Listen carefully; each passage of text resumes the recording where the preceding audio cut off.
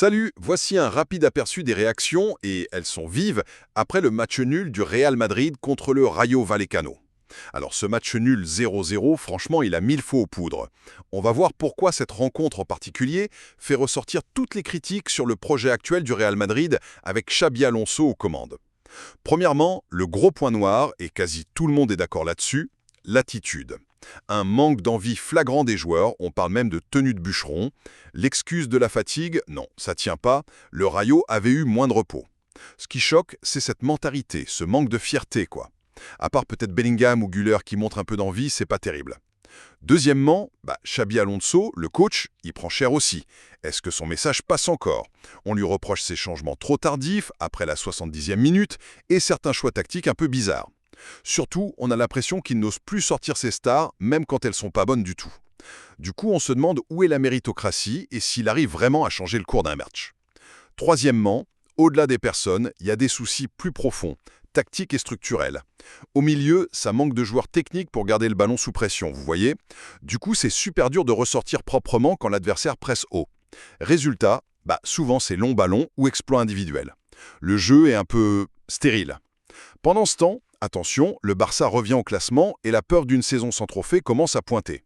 En bref, ce match révèle des fractures assez inquiétantes, des joueurs qui semblent pas motivés, un coach sous le feu des critiques et des faiblesses tactiques qui durent au Real Madrid. Alors, un match nul, bon, sur le papier, on se dit que c'est pas la fin du monde, non.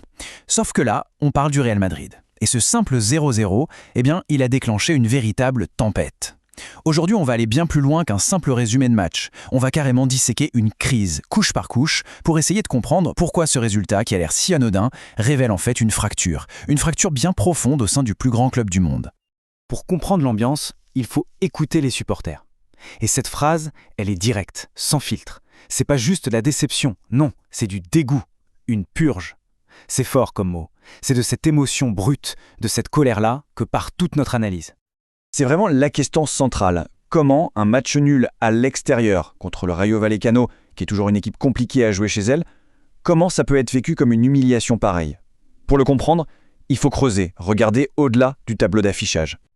Voilà le programme. On va commencer par décortiquer le match lui-même. Ensuite, on va remonter la chaîne des responsabilités, les joueurs, puis le coach. Après ça, on s'attaquera au cœur du problème, le problème tactique. Et enfin, on ira encore plus loin pour parler de la philosophie même du club. Allez, c'est parti. Première étape donc, ce fameux match. Pour vraiment saisir la frustration des gens, il faut mettre le 0-0 de côté un instant et se pencher sur les stats, sur la performance. C'est là-dedans que le malaise prend vraiment racine. Regardez-moi ces chiffres, c'est assez parlant. Le Real a le ballon plus de 60% du temps. Le Real tire 21 fois au but. 21 fois, c'est énorme. Mais, et c'est là que ça coince, regardez les détails, à peine 5 tirs cadrés.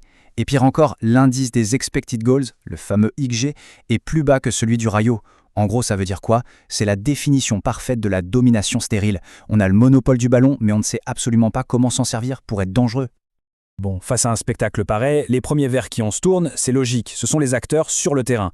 Et pour une bonne partie des supporters, le problème numéro 1, c'est clair, c'est l'attitude des joueurs. Un mélange d'arrogance et de suffisance, en quelque sorte. La liste des reproches est longue. Manque d'envie, jeu avec l'ego, pas d'effort, pas de pressing, et cette fameuse expression « il ne mouille pas le maillot ». Le sentiment général, c'est d'avoir vu une collection de stars qui jouent chacune pour soi, sans aucune cohésion, sans aucun sens du sacrifice. Et ça, pour les fans, c'est tout simplement inacceptable. Et cette phrase, elle est crue, mais elle résume parfaitement ce sentiment. L'image d'une équipe de talent complètement déconnectée de la réalité de l'effort, qui pense peut-être que leur simple statut de star suffit pour gagner des matchs. Mais attention, les joueurs ne sont pas les seuls dans le viseur. Il y a aussi l'homme sur le banc, Xabi Alonso. Lui aussi se prend une volée de bois vert. Beaucoup le jugent impuissant face à la débandade de son équipe. Et là aussi, les critiques sont précises. On lui reproche ses changements, toujours trop tardifs, son incapacité à renverser un match mal embarqué, et surtout un manque de méritocratie qui saute aux yeux. Le cas Mbappé est transparent ce jour-là, mais jamais sorti, est devenu un symbole. Le message que ça envoie est terrible. Le statut d'une star passe avant sa performance sur le terrain. Du coup, pour certains, le verdict est sans appel. Le responsable numéro 1, c'est le coach. Il n'est plus vu comme une solution, mais carrément comme une partie du problème. Un entraîneur qui n'arrive ni à gérer ses stars, ni à trouver des solutions tactiques. Mais si on gratte encore un peu la surface, si on va au-delà des responsabilités individuelles, que ce soit les joueurs ou le coach, on trouve un problème encore plus profond. un problème structurel.